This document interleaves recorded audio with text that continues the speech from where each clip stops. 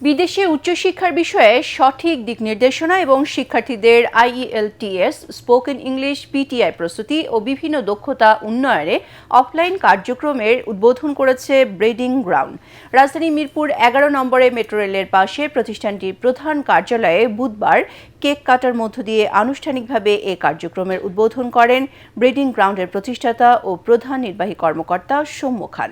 গত ৬ বছর ধরে কানাডা থেকে অনলাইনে শিক্ষার্থীদের আইএলটিএস প্রস্তুতি, ইংরেজি ভাষার দক্ষতা উন্নয়ন এবং বিদেশে উচ্চশিক্ষা সংক্রান্ত পরামর্শ দিয়ে আসছেন সৌম্য খান।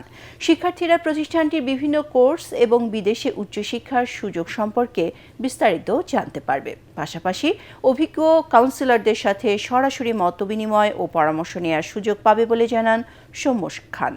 পরে অনুষ্ঠিত হয় র্যাফেল ড্র এবং বিজয়ীদের মধ্যে আকর্ষণীয় উপহার বিতরণ করা হয়।